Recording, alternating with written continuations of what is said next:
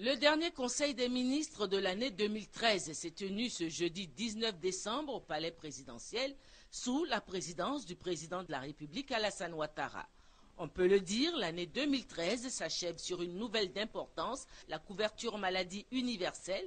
Une promesse phare du programme de campagne du président Alassane Ouattara va devenir réalité dès le début de janvier 2015. Ce projet va être mis en œuvre à partir, nous le précisons bien, de début janvier 2015.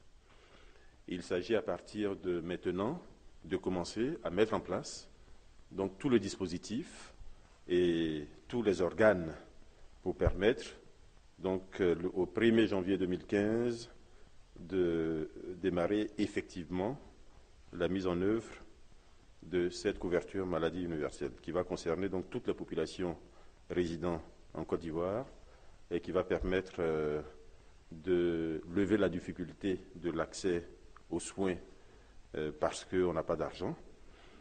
Et cela va permettre également de créer une solidarité entre tous les Ivoiriens, permettant aux couches sociales les moins favorisées d'être en partie prises en charge par ceux qui ont le plus.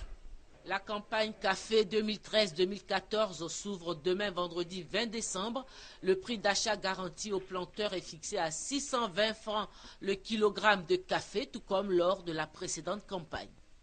La date d'ouverture de la campagne est fixée au 20 décembre 2013. Autrement dit, à demain. Le prix garanti est le même que l'an dernier, donc le prix garanti est de 620 francs CFA par kilogramme, prix garanti aux producteurs. Nous insistons sur le fait que ce prix a été maintenu à 620 francs, malgré une baisse importante du prix CAF. Donc le gouvernement fait de gros efforts, parce que cela va exiger évidemment des subventions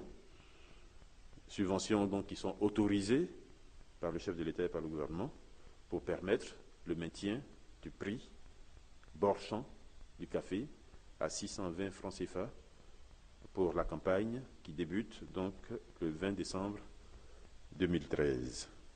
Désormais, les banques en Côte d'Ivoire ont l'obligation de rechercher les ayants droit de leurs clients décédés qui possèdent des comptes bancaires dans leurs établissements.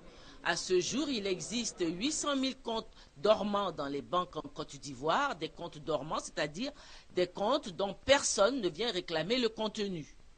Le Conseil des ministres a en outre décidé la mise en application de la loi sur l'obtention de la nationalité.